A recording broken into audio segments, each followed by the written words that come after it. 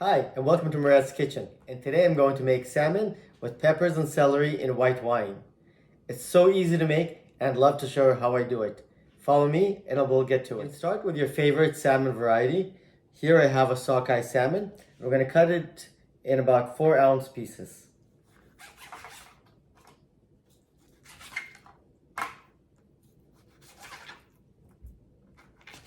To prepare your salmon, let's cut the vegetables. We'll start with either a small yellow onion or half of a large one.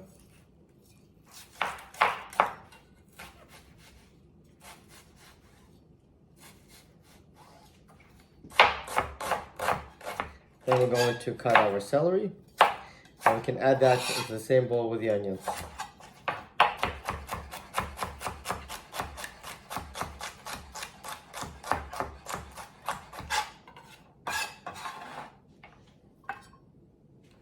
And next we're going to cut our peppers. Simply going to cut that in half, and then we're going to de-seed that.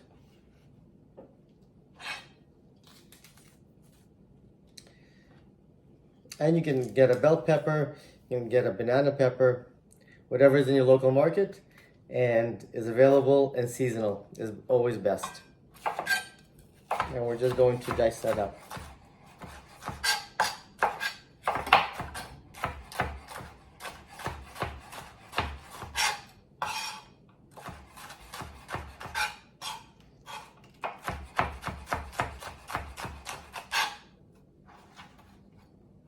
We're going to also cut our tomatoes. We're going to put that in a separate bowl because we're going to add that into our fish and broth together with our green olives.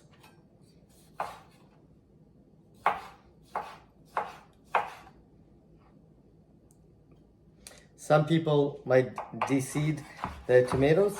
I prefer leaving all the juice, and especially from smaller tomatoes, for leaving the juice and the seeds, everything together. It all adds flavor to the final product and to the broth.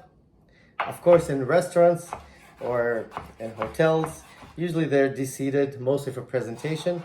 But if you're cooking at home, zero waste is the way to go.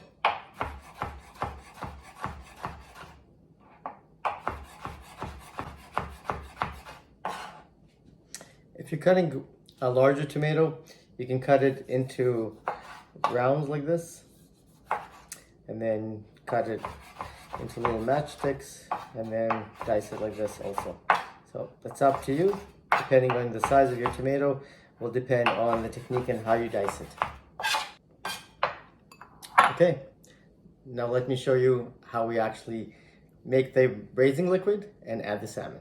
Over medium-high heat, we're going to add about a tablespoon or so of oil. I prefer to use extra virgin olive oil in the majority of my cooking. Now we're going to saute the bell peppers, celery, and onions.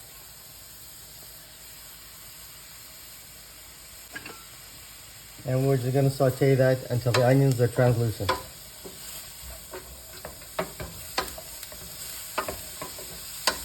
After the onions are translucent, we're going to add half a cup of white wine.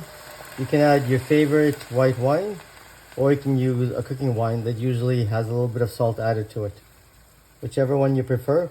If you use a cooking wine, you might want to reduce the amount of salt that you add to the final dish. Once the white wine has been reduced by half, we're going to add our lemon juice. At this point, you can add 1 tablespoon of dried basil and 1 tablespoon of dried oregano and 1 tablespoon of dried marjoram. If you're going to use fresh, use 2 tablespoons of each herb.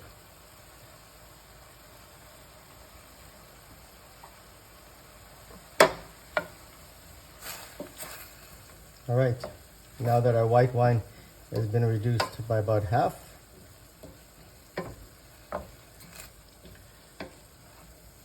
we're going to add our lemon juice.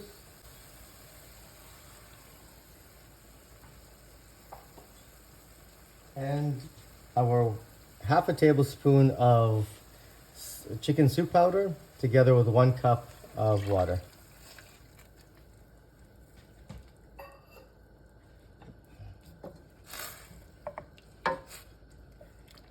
Okay, this is smelling delicious and it's looking nice and colorful. We're gonna, at this point, add about a teaspoon of salt and about half a teaspoon of pepper.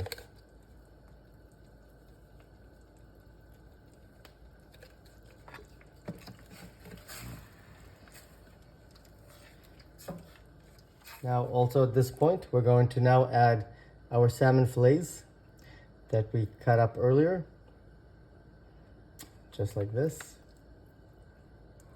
It's okay if you crowd it a little bit. It's not going to impact the final dish at all. And we're going to cook it like this for about 10 to 12 minutes on medium low.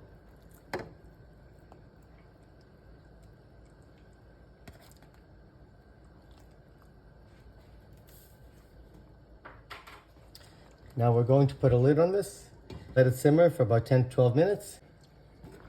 Now as a final step, we're going to add some green olives to this and allow it to continue to simmer for another 8 minutes. Okay, it's been about 12 minutes. We're gonna add our concasse of tomatoes, or chopped diced tomatoes. And we're gonna cook for another 2 minutes, just until the tomatoes are slightly softened. And then we're gonna serve it over fresh arugula, and I'll show you the final plate. I can't wait because this smells amazing.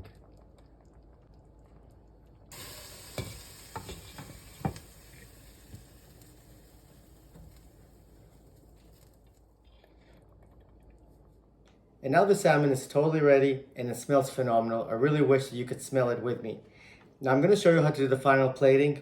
Not every fish dish has to be served with rice or potatoes. It can just as very well be served with some sort of greens. Today I chose to serve it with arugula. Arugula has that little bit of a spicy flavor to it, and I think it's going to complement our salmon with the white wine and the broth very nicely. So we're going to choose a nice piece here. All right, one from the bottom, where there's the most flavor. Okay, and these are anywhere between 4 and 6 ounce pieces. I didn't weigh them, as you saw. I just cut it by eye. So afterwards you can decide what's a portion for you.